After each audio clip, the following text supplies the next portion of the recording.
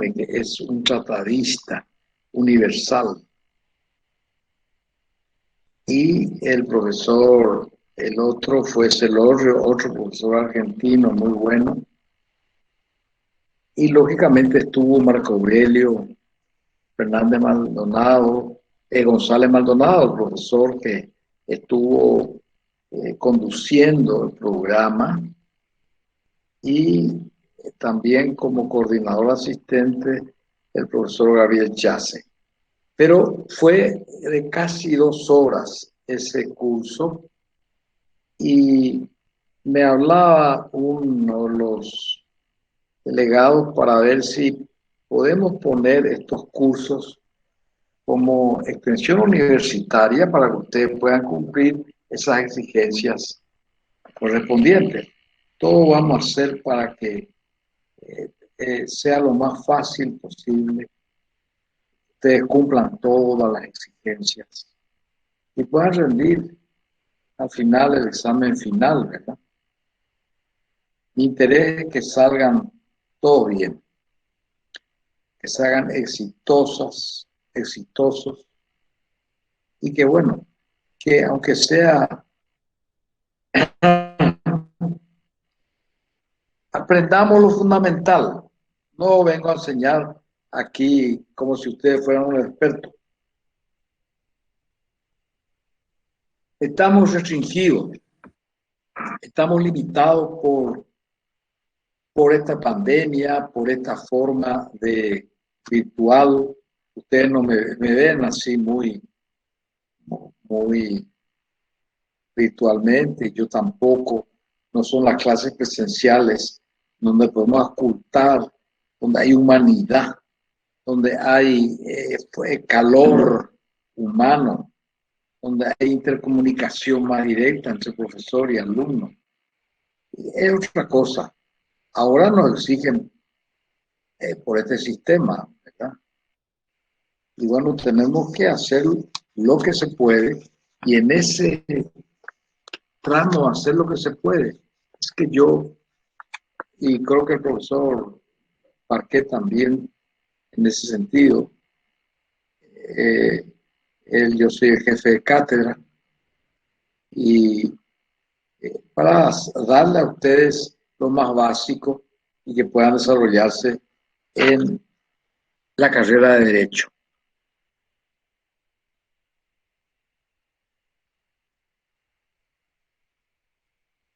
Está Josefina Sosa, está Yapaz, está Shirley Rotela, Serena Ibarrola, Raquel Brite, que siempre participa, y ahí le doy a Romina González también. Romina, tenés que participar, y está Javier Luis Denis Alarcón, y están 31 más.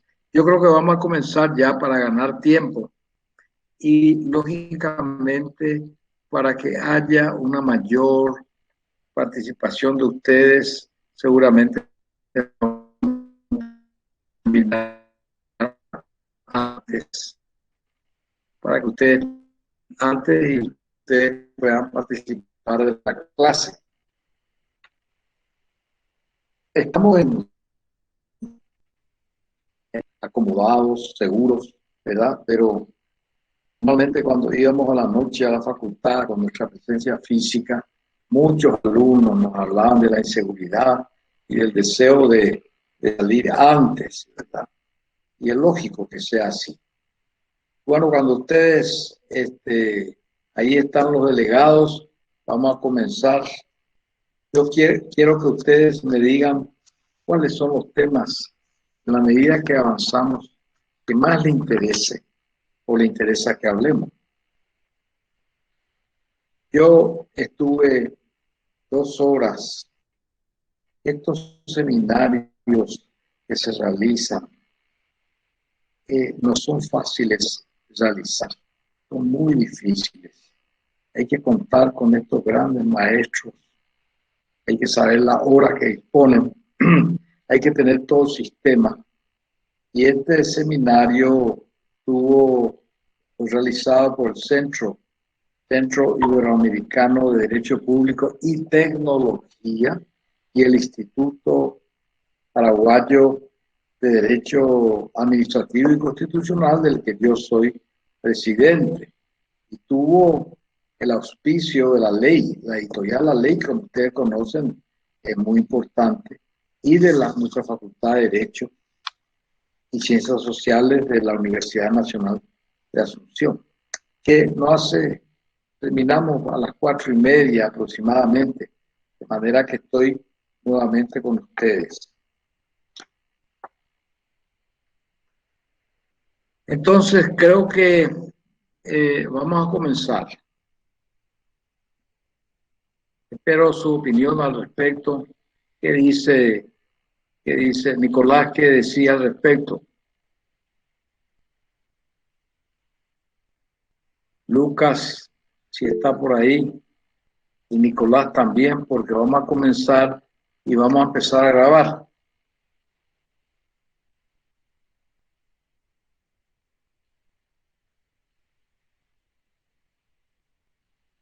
Si alguien puede tomar contacto con Nicolás o con Lucas para comenzar a grabar, sería bueno. Sí. Doctor, ya estoy grabando. Ahora empezar a grabar. Estaba admitiéndole a la gente. Bueno, entonces comenzamos a grabar y en este mismo momento para que podamos tener la clase.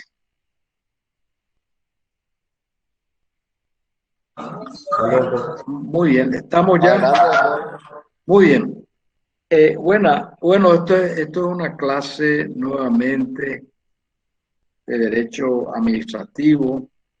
Hoy, martes 14 de septiembre del año 2021, recién les explicaba, les informaba a todos que había tenido esta tarde un seminario de internacional de derecho público, derecho constitucional y derecho administrativo que se titulaba Algunas reflexiones sobre la teoría del Estado. Y entre los temas que se habló fue el rector de la Universidad de Salamanca, el derecho administrativo económico actual. Hay un capítulo de derecho administrativo que ustedes van a dar y entonces el profesor Ricardo Rivero Ortega dio una pincelada de cómo se está manejando ahora actualmente, después de la pandemia, ya sea en Europa, en Estados Unidos, en España, el tema de la intervención del Estado en la economía y cuáles son los caminos que mejor conducen para obtener mejores resultados para todos los ciudadanos. Después habló el profesor Juan Carlos Casagne. Ustedes pueden leer. Él tiene 2 tomos de Derecho Administrativo que es publicado por la editorial de Palma de Buenos Aires. Si ustedes pueden comprar, le va a servir para toda la vida. Sus libros son citados en las sentencias de los jueces aquí en el Paraguay o en los escritos judiciales de los abogados. Y entonces ir comprando esos textos, esos libros es muy importante porque le va a servir para toda la vida. A veces le decía un profesor, yo no compro una camisa, pero me compro un libro, pero ese libro voy a tener hasta el fin de mis días. Y los libros del profesor Casañez son fundamentales. Su última obra, en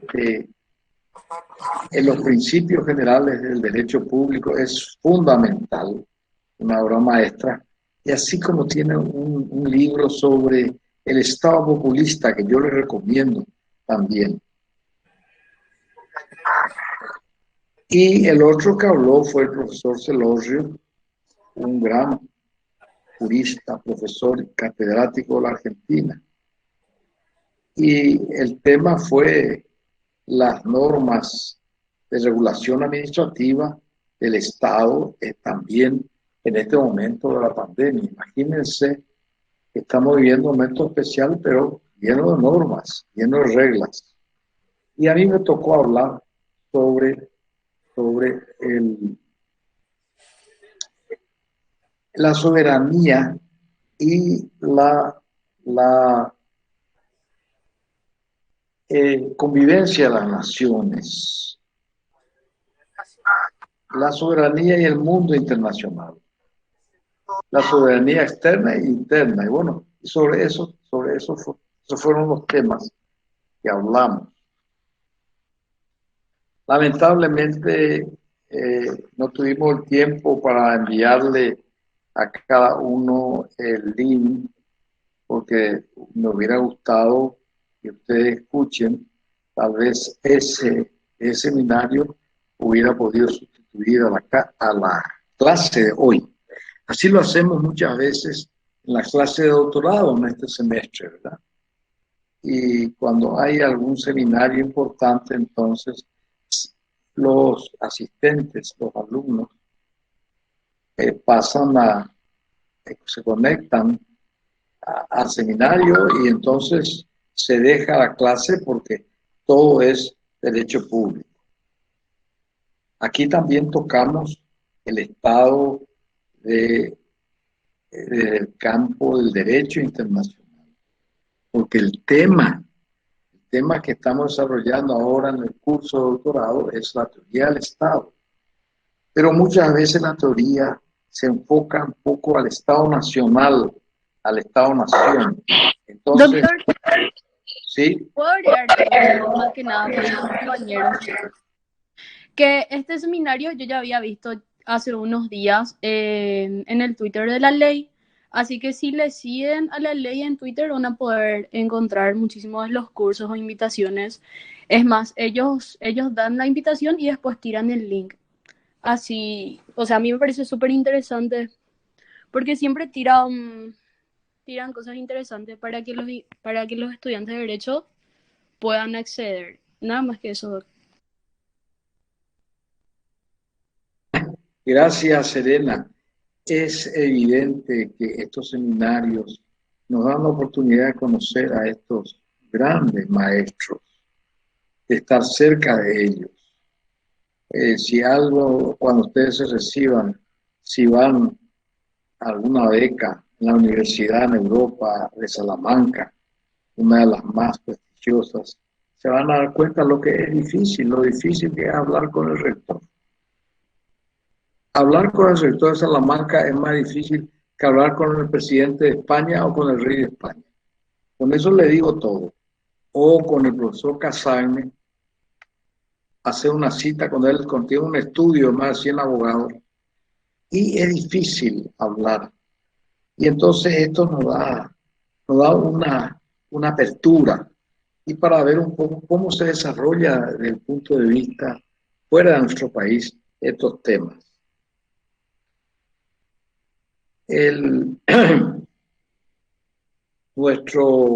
Yo les pido que ustedes participen, así como Serena participó ahora, porque el objetivo es que sea un diálogo permanente, que yo venga a hablar y conduzca sus estudios, sus lecturas y sus interrogantes, que a veces yo mismo tengo y ustedes pueden tener también.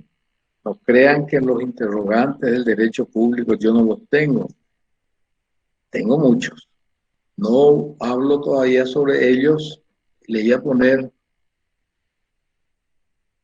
dos para que ustedes vean.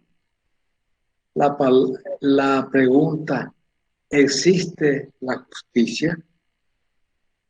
¿Existe la justicia como valor y existe como la justicia como realidad en nuestro país? Bueno, eso vamos a hablar en otra oportunidad. Y el otro que podríamos entrar en un mare magnum. Pero yo soy pragmático y soy realista.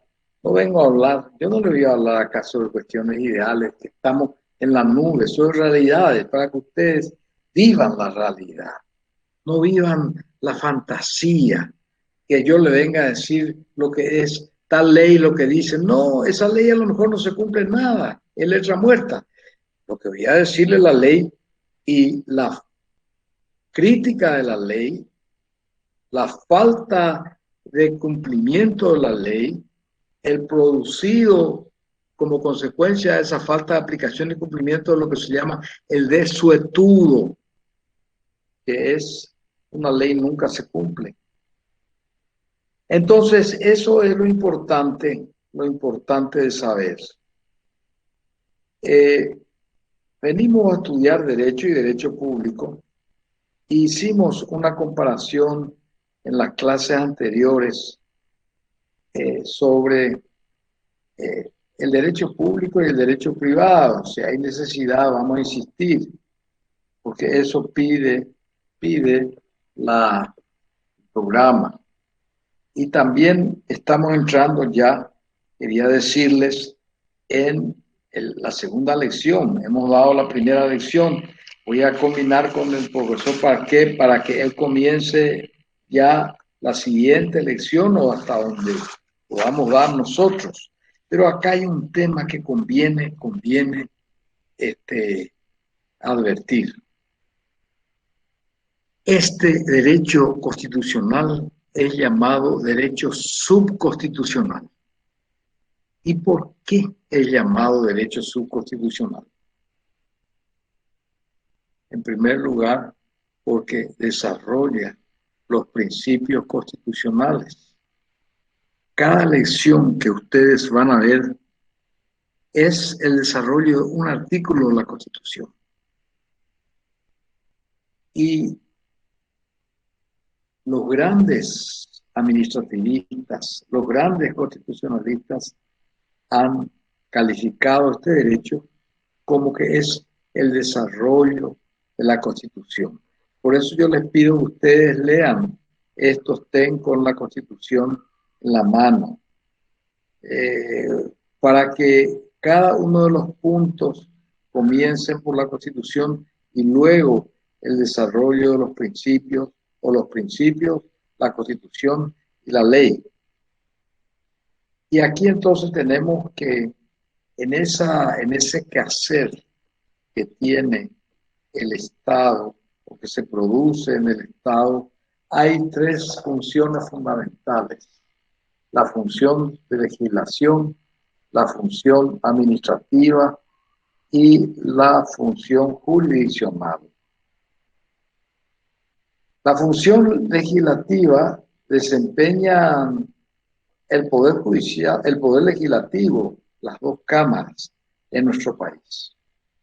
Algunos países son unicamerales, es decir, tienen una sola cámara, y otros países tienen la tradición norteamericana de tener una Cámara de Diputados y una Cámara de Senadores.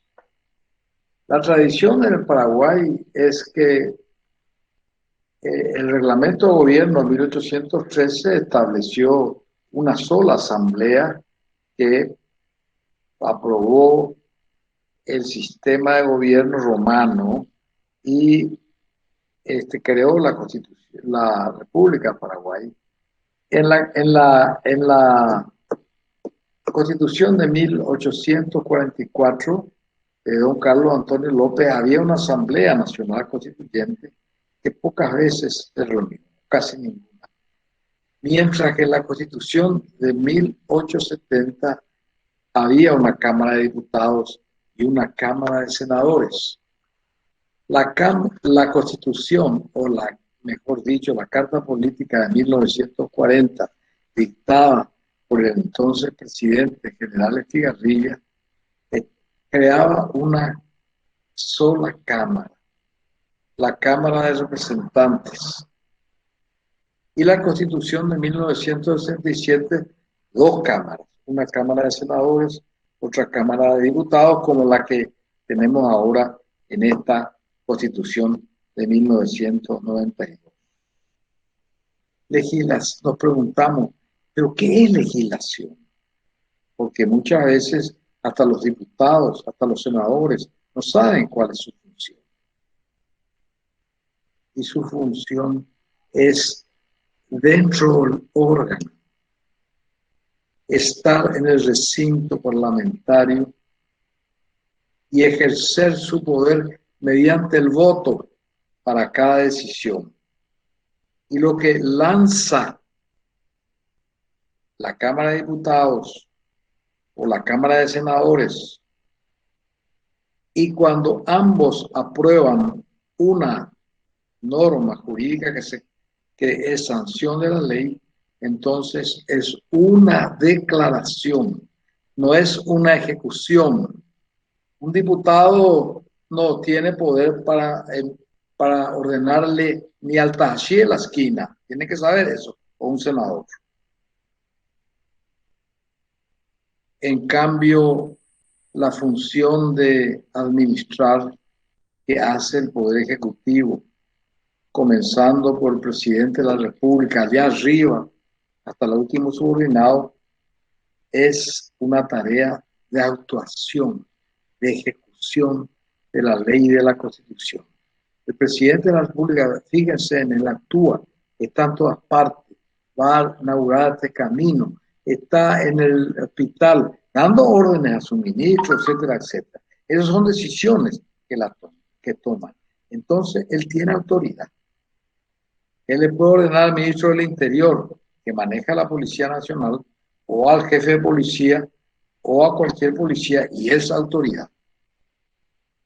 Pero un legislador no puede hacer eso. Sería una usurpación de funciones, un abuso de poder.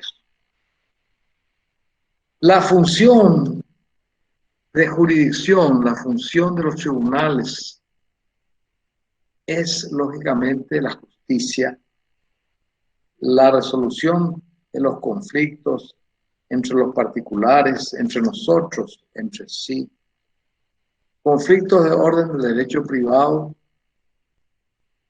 y también conflictos en donde interviene el derecho público, donde interviene el Estado, y en ese caso, lógicamente, es otro tipo de conflicto judicial. Pero ¿cómo los jueces se manifiestan? Se manifiestan dentro del proceso. Dentro del proceso judicial tienen poderes para conducir ese proceso. Pero llega al final cuando ellos ejercen toda su autoridad, cuando dictan una sentencia que resuelve el caso, y ahí está el poder del juez. Ahí está el poder del juez. Entonces, esa es una función jurisdiccional que se ejerce en otro ámbito y tiene otra esfera.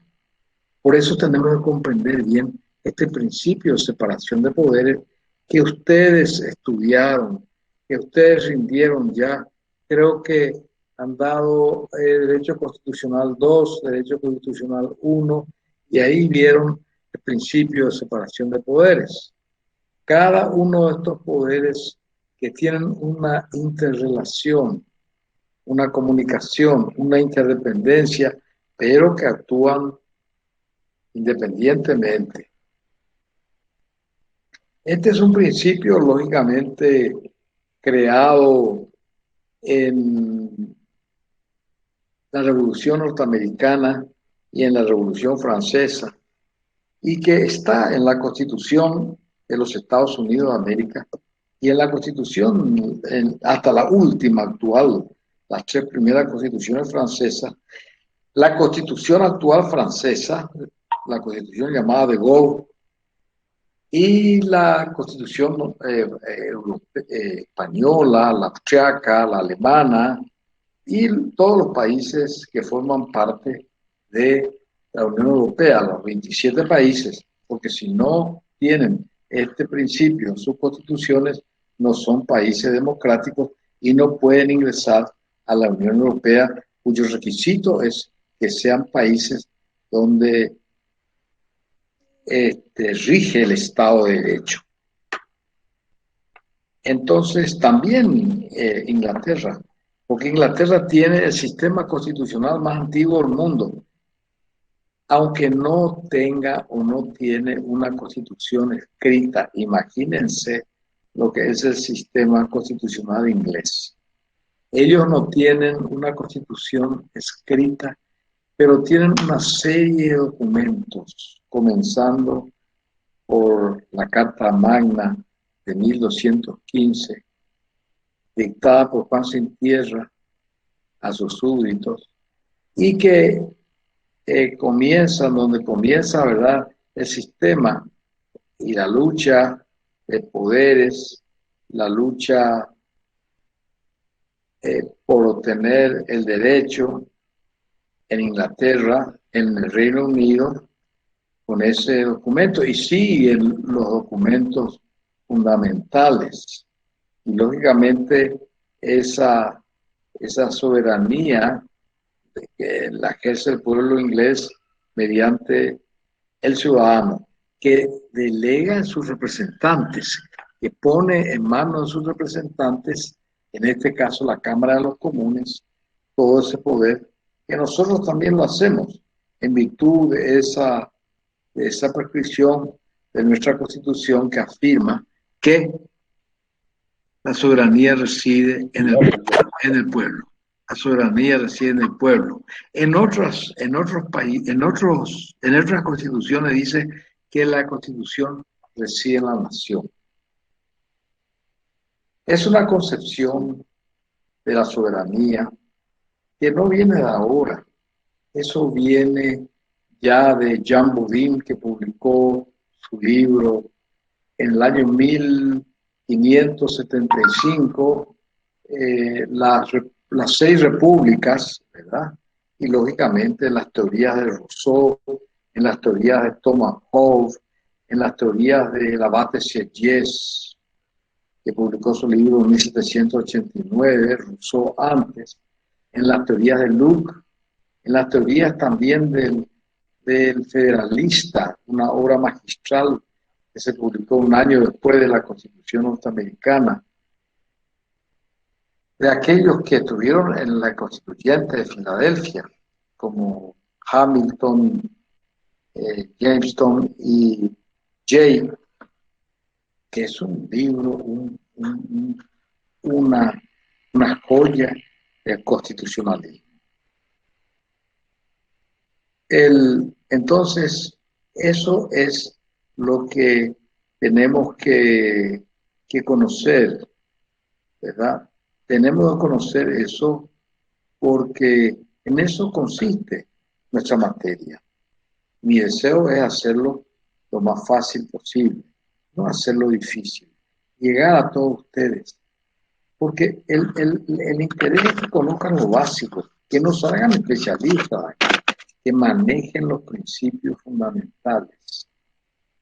Si yo vengo a enseñarles solamente el positivismo, es decir, las leyes hoy escritas, cuando ustedes reciban de abogados, esas leyes se van a cambiar, ya no van a estar vigentes, no tienen valor, pero en la ley, en la llamada ley dictada por el Parlamento, no está todo el derecho, y no significa derecho. Hay leyes donde no hay justicia, hay leyes que son arbitrarias, hay leyes donde no hay el derecho. Pongamos algún ejemplo. Me decía una persona que me vino a ver, profesor, pero que querían entablar una acción de inconstitucionalidad al Estado. Me decía, profesor, esta ley de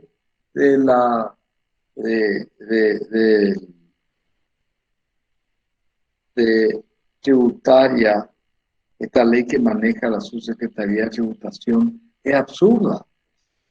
Le pedí a ella por qué y me explicó por qué. Y ahí en esa ley no hay justicia, me decía, de ninguna manera. Y lógicamente me hablaba de la burocracia de ese organismo. Y bueno, esto puede ser, por eso es que nosotros venimos a hablar de los principios fundamentales. Y aquí tenemos que tener presente una cosa. Cuando hablamos de fuentes del derecho administrativo, que la primera fuente de donde emerge nuestro derecho es la Constitución. La Constitución como ley suprema, la Constitución como norma irresistible, como norma que no podemos atacar. Ahí está por encima de todos. Esa es la fuente del derecho constitucional, la fuente principal. Por eso le decían, tengan una constitución en la mano para el estudio, para las clases, porque le va a ser más fácil y porque llegado el momento ustedes van a desarrollar los principios constitucionales. Entonces, después de la Constitución viene lógicamente la ley, en el grado de jerarquía. Y ese grado de jerarquía establece, desde luego, nuestra propia Constitución. Pero ese grado de jerarquía es universal. Lo que hace nuestra Constitución es nada más que repetir lo que dicen los autores en la materia. Y esta Constitución, o sea, nosotros estamos hablando acá sobre la Constitución, sobre la ley, sobre el reglamento, sobre el acto administrativo individual, que son las fuentes del derecho administrativo. Pero acá quiero leerles una parte de la Constitución. En las declaraciones generales, en la parte segunda de nuestra Constitución y en el título primero de la Nación y del Estado, de las declaraciones generales, ahí está un precepto que nosotros dimos en derecho constitucional, que se refiere a la supremacía de la Constitución. ¿Y qué quiere decir esto? Que la Constitución está por encima de todo. No hay ley que le pueda estar por encima. Por eso esta es la ley más importante. Este es el derecho más importante que usted estudia. No es muy importante el derecho civil como es desde el punto de vista de nuestra vivir, ¿verdad? Muy importante. Pero la ley fundamental es esta, la ley primera, la reina de las leyes, la que hay que saber, la que mueve nuestro mundo. ¿Qué invocamos cuando estamos con un problema? Un problema personal, un problema con la policía, un problema con la justicia, un problema con la sanidad. Invocamos la Constitución y decimos, ese es un derecho constitucional, que tenemos un derecho a la vida, un derecho a la salud pública. ¿Quién nos da ese derecho? No es el Código Civil, no es una ley, nos da la Constitución como primera norma. Y entonces, este artículo 137, quiero que recuerden, dice, la ley suprema de la República es la Constitución. La ley suprema de la República es la Constitución. A continuación dice, esta, o sea, la Constitución, los tratados, convenios y acuerdos internacionales aprobados y ratificados, las leyes dictadas por el Congreso y otras disposiciones jurídicas de inferior jerarquía, sancionadas en su consecuencia, integran el derecho positivo nacional en el orden de prelación enunciado. Quiere decir que nosotros, cuando hablamos del derecho positivo nacional, tenemos que leer el artículo 137, una operación muy fácil de hacer. Y ahí tenemos orden de prelación. Ese orden de prelación que no puede ser vulnerado bajo ningún concepto. Una ley tiene que estar supeditado a ese acuerdo internacional. ¿Y por qué? Porque en ese acuerdo internacional intervienen 2 países, o puede ser 50 países, o puede ser un acuerdo multilateral, que intervienen las soberanías de 50 países, de 2 países. 2 países por medio de sus órganos constitucionales dan la aprobación a un texto para que rija sus derechos y sus relaciones. Y ahí está entonces por qué está en segundo lugar el acuerdo por los tratados internacionales, porque una ley puede ser modificada desde adentro de nuestro país. El Congreso puede modificar. No se necesita la aquiescencia, el consentimiento de otro país. Mientras en un acuerdo necesitamos el consentimiento y muchas veces ese consentimiento es muy difícil. Imagínense, solo un punto, el tratado suscrito de paz, de límites, navegación, suscrito entre el Paraguay y Brasil, al concluir la guerra contra la Triple Alianza en febrero de 1872, el llamado Tratado Loizaga-Coteguite, el Barón de Coteguite por el Brasil y Carlos Loizaga por el Paraguay. Ese tratado que hoy nos presentaron, mañana se firmó. Estábamos bajo las botas del invasor. Estábamos bajo las botas de los vencedores. 8 años se quedaron aquí. Y lógicamente fue difícil esa negociación. Era ministro de Relaciones Exteriores Falcón, José Falcón. José Falcón defendió con gran fuerza nuestras posiciones, nuestros límites. Y fue muy fácil. Al que ejercía la verdadera presidencia de la República, que era el vizconde de Río Branco, que fue el padre de la diplomacia brasileña, juntamente con su hijo, el barón de Río Branco. Y Brasil había mandado a este señor, se convirtió en el jefe, en el verdadero presidente del Paraguay. ¿Y qué hicieron?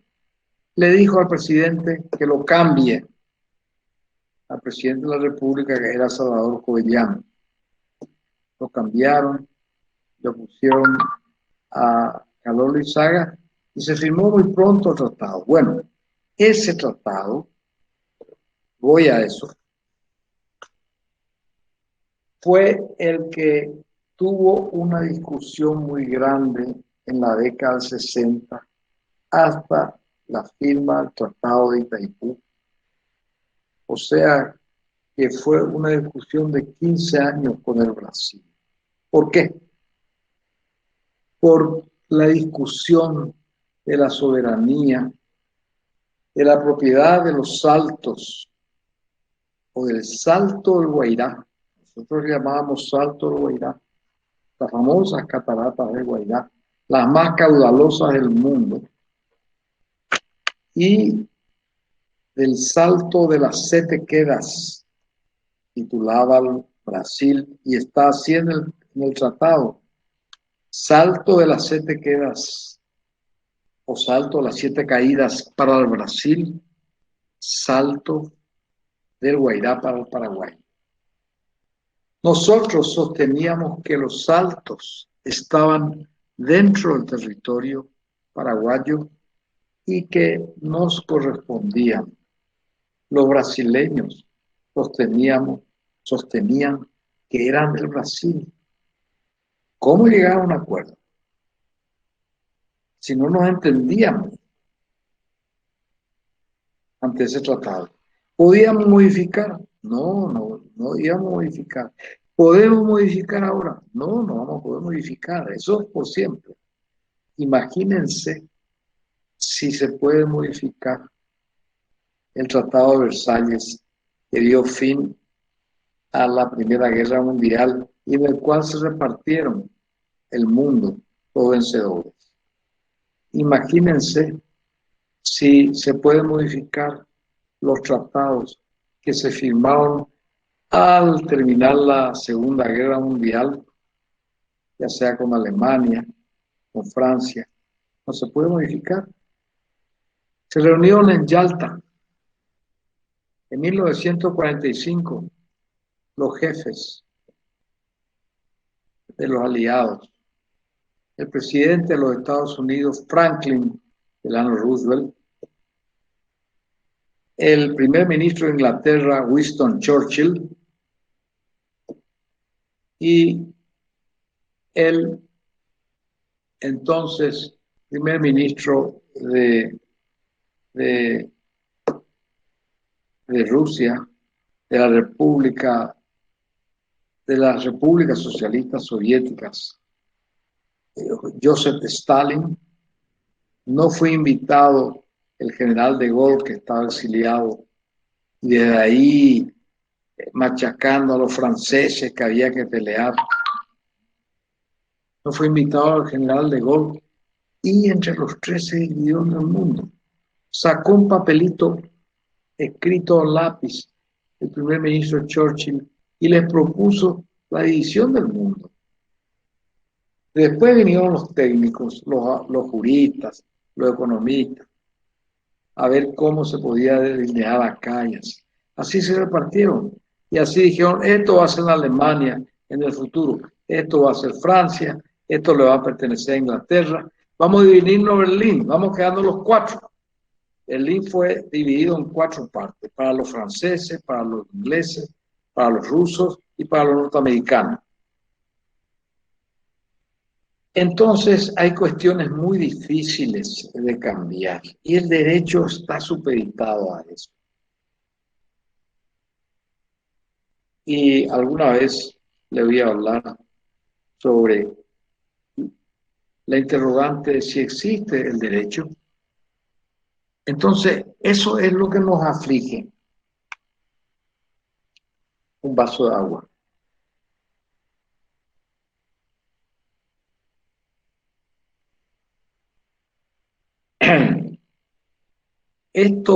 Por eso es que está en segundo término en el orden de prelación de las leyes, la supremacía de la Constitución, y en segundo lugar los tratados por encima de la ley, porque es más fácil modificar un tratado que es más fácil modificar una ley que modificar un tratado. Alguna vez debería tener que venir a hablar sobre la soberanía y la organización de los estados, para un poco tocar otra vez estos puntos. Pero esa es entonces la fuente principal, la Constitución. Y ahí están los derechos fundamentales, esos derechos que no fueron inventados por nuestros constituyentes. Esos están en los documentos fundamentales y en la teoría de los grandes autores como Rousseau, Montesquieu, Diderot, D'Alembert, inclusive en las obras de Aristóteles. O si podemos llegar y comenzar por la filosofía de la Ilustración, partiendo de Descartes. Entonces, la formación, la creación del derecho, de los principios generales del derecho, de lo que es derecho, de lo que es una sociedad democrática, de lo que es una sociedad donde rige las libertades, el derecho a la vida, está en 500 años de filosofía y de historia. Nada de lo que tenemos en la Constitución se nació espontáneamente. Nada, absolutamente. Algunos principios fueron el resultado de la sangre, del dolor, de las grandes matanzas, de las grandes ejecuciones. Imagínense la Revolución Francesa. ¿Cuántos miles tuvieron que ir a la guillotina para el reconocimiento de los derechos fundamentales? ¿Cuántos se oponían? Y entonces estamos ante eso que nada se nos dio como regalo. Las conquistas de los derechos fundamentales se fueron haciendo a través de los siglos. Pero en un momento dado la historia, la Revolución Norteamericana y la Revolución Francesa presenta al mundo diferente. Un mundo donde yo, viviendo antes de la Revolución Francesa, era un súbdito, no tenía derecho, porque existían los privilegios. Una parte de las monarquías, los emperadores, que estaba por encima de la ley, que eran los soberanos, no el pueblo como ahora. Y por otro lado la nobleza, esa nobleza que vivía juntamente con el rey y que tenían todos los privilegios, no pagaban impuestos, solamente la nobleza ocupaban los cargos del Estado y los cargos judiciales. Y por otro lado, el clero. Por eso es que la Revolución Francesa comienza la revolución cuando se reúnan los estados generales. Hacía 200 años que no se reunían. ¿Qué eran los estados generales? Eran los tres estamentos. Se hicieron las elecciones. Allí fueron por elección el estado llano, es decir, el pueblo, la burguesía, esa gente que ya llegaba a ser intelectual, pero que no eran nobles. Varios nobles se pasaron al estado llano. Y el otro lugar era de la nobleza. Se sentaban así en una gran asamblea, el clero acá todo junto, la nobleza aquí y el pueblo acá. ¿Qué pasaba con los votos? ¿Cómo se votaba? Cada estamento un voto. Y cada vez que se votaba, teníamos que la nobleza votaba con el clero, porque ahí está el alto clero, ahí está el clero de los privilegios. No era igual ahora, no era otro momento. Y comienza la revolución, se rompe, comenzamos a ser iguales, a tener el derecho a la vida. Cuando el marqués de Mirabeau, que era noble, elegido popularmente por el lado del pueblo, le dice al enviado del rey, a uno de los generales que rodearon el Palacio de Versalles, ir a decir a quien nos manda que no nos moveremos ni ante la fuerza de las bayonetas. Y exigen que el sistema actual electoral, una cabeza, un voto. Cuando ustedes vayan a votar por los intendentes y los concejales, van a ser cada uno un voto por el intendente en Asunción, que yo voy a poder tener, y otro voto por la elección de los concejales. Esa es una conquista muy grande, que vino con la Revolución Francesa y que ya tenían los norteamericanos 10 años de guerra, y también estaban imbuidos de esas ideas porque leían los mismos filósofos, esos norteamericanos, que los franceses y los ingleses. Entonces ahí tenemos constitución, ley y reglamento. Y decimos reglamento que también es una fuente, porque el reglamento está en tercer lugar o cuarto lugar ya, porque el reglamento ya es ejecución de la ley. Por ejemplo, sale un reglamento, un edicto de la Policía Nacional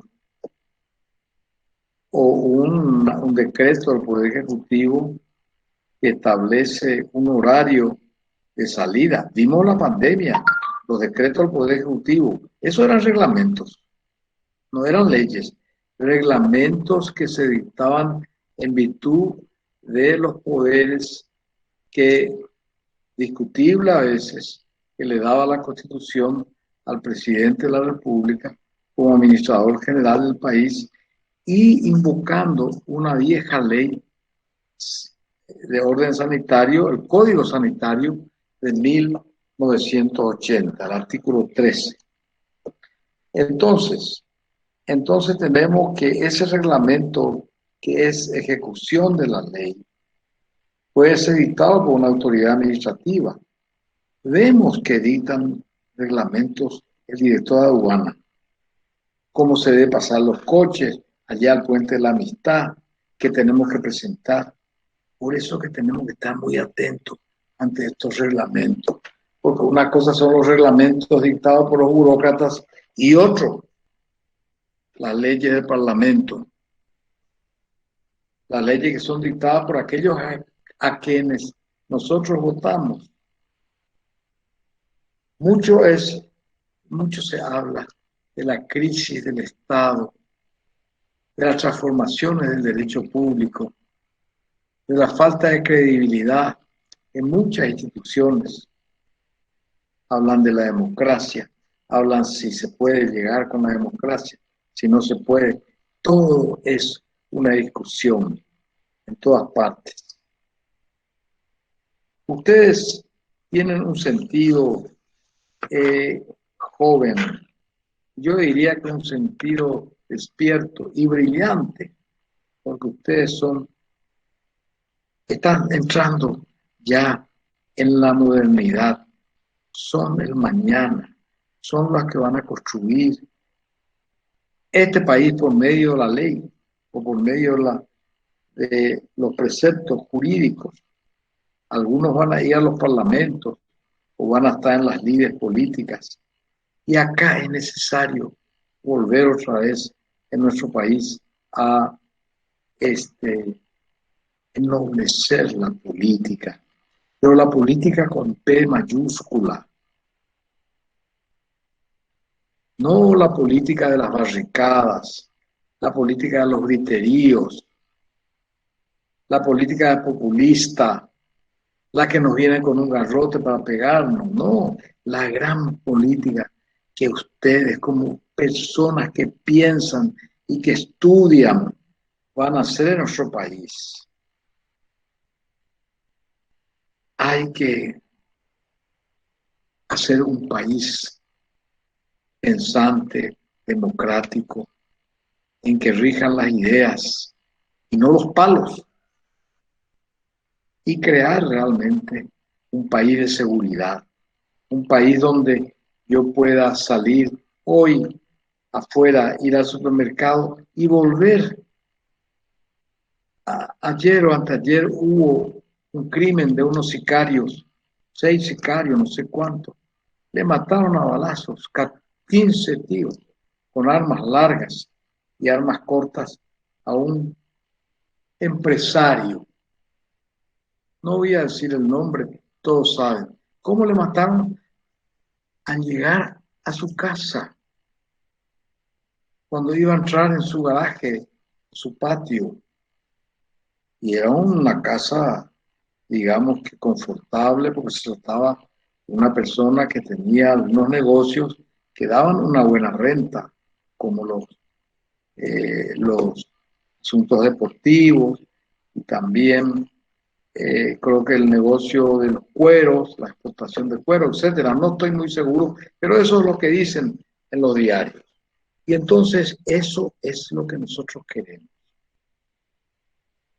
Yo pertenezco a un foro de gente que están ahí, profesores, hombres de empresa, empresarios, ganaderos, agricultores, generales, militares, hombres de iglesia. Y ayer tuve la oportunidad de escuchar a los jefes de la Policía Nacional, a su comandante y a los 2 o 3 jefes sobre este problema de la criminalidad. Como explicación de lo que ocurre, estuvo muy bien. Muy bien, porque hicieron un análisis de cuáles son los delitos más más reincisivos en qué edad, de dónde está el peligro de la droga, el consumo de la droga, que se tiene todo eso ya estudiado, pero el problema era cómo combatir esta inseguridad tremenda que existe actualmente. Ese es un campo del poder administrador que está a cargo del presidente de la República y de su órgano ejecutor, que es el Ministerio, el Ministro del Interior, como jefe de la Policía Nacional. Yo creo que como estamos ya, y ustedes estarán a veces cansados, porque a veces la mente no puede tener mucha atención, y ustedes, me decía una alumna que también trabajaba, ¿verdad? Y que hacía el esfuerzo de estar en estas clases. Imagínense trabajar todo el día y estar nuevamente acá es un gran sacrificio. Y antes de concluir esta clase, que el miércoles, el día de jueves, va a seguir el profesor Parqués Villagra, quisiera preguntarle a ver si ustedes nos quieren expresar algo sobre lo que estamos diciendo, o alguna reflexión, o algo que pueda servirnos, que yo también necesito saber el termómetro. ¿Y cómo voy a saber el termómetro de nuestras nuevas generaciones y de lo que está ocurriendo en la facultad mediante ustedes? Ustedes tienen el termómetro, la temperatura de las nuevas generaciones, lo que ocurre, lo que piensan.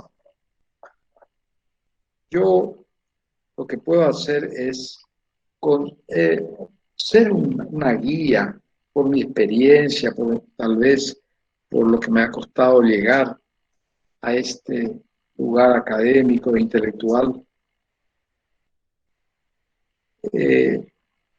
No solamente he podido dar esta labor a través de la cátedra, le quiero decir, sino que he sido columnista de un diario muy importante, puedo decirlo, el diario ABC.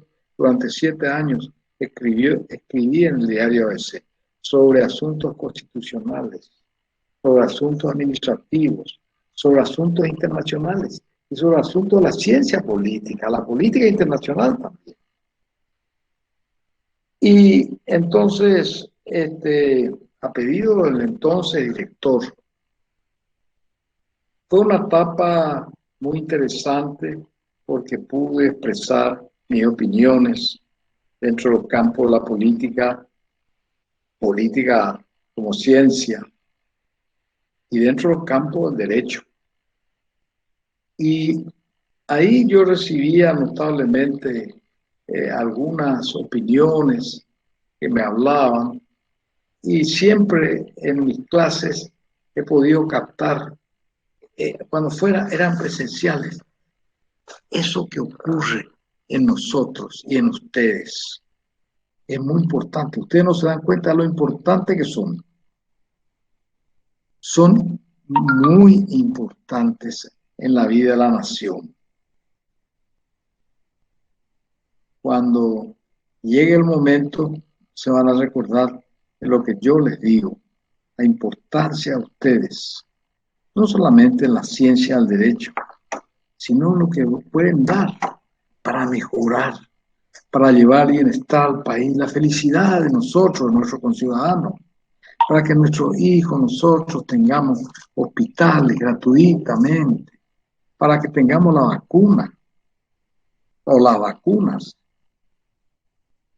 Y bueno, entonces aquí yo quiero concluir, pero pedirles ahí a Patricio, a Raquel Brite, que siempre opina, a ver si nos pueden decir algo que con mucho agrado vamos a escuchar. Está también Alejandra Sueli Mareco. Y Patricio, que está ahí presente. Me agradaría que diga algunas palabras, Patricio, porque nosotros estamos dando un derecho viviente, un derecho que tocamos todos los días. Todos los días tocamos el derecho. Pueden dar el derecho comercial, bancos, seguros, crédito. Nunca van a tocar. Nunca voy a tocar. ¿Por qué? Porque no estoy con la gran banca. No estoy pidiendo un crédito de 100 millones de guaraníes. No estoy ahí con el Banco Central, ni con los bancos privados, ni haciendo grandes negocios, exportación e importación, tal vez algún día. Pero esto sí, esto como ciudadano es la relación misma del Estado y del ciudadano. Por eso la participación de ustedes es fundamental. En el derecho privado no se da esta ocasión. Si alguien quiere decir algo, puede decirlo.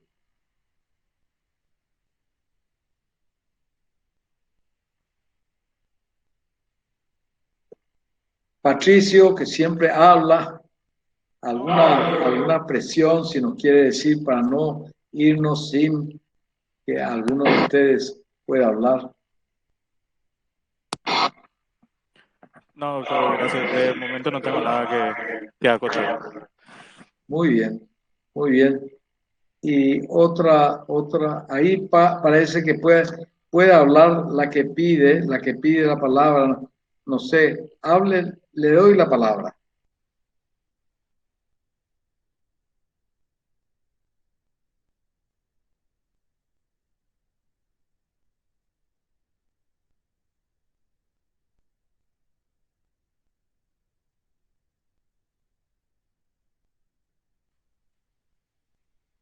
Micrófono, Raquel quería hablar, parece que Raquel Brites.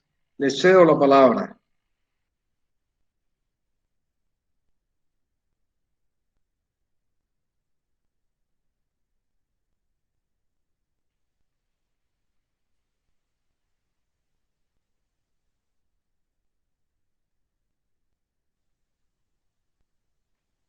Muy bien. Entonces, si no hay ninguna presión, vamos a despedirnos. Le voy a pedir a Nicolás o a Lucas que dé el corte de la grabación, si están por ahí cerca. Ahí terminé. Muy bien. Entonces nos despedimos ahora y nos vemos ya para el próximo martes. Hablen con los delegados. Vamos ya voy a hablar con ellos sobre la prueba, la primera prueba para hacerlo y fijar ya y ir adelantando. Vamos a fijar la fecha de la primera prueba, la segunda prueba, los trabajos prácticos, en qué va a consistir, todo para ir ya resolviendo el problema. Mi interés es ayudarlo todo. Todos tienen que sacar excelentes notas. Todos tienen que aprobar esta materia. Así que me despido de ustedes y estoy siempre a las órdenes y a la disposición. Hasta pronto, hasta pronto. Gracias, profe. Buenas noches, doctor. Muchas gracias. Buenas noches, doctor.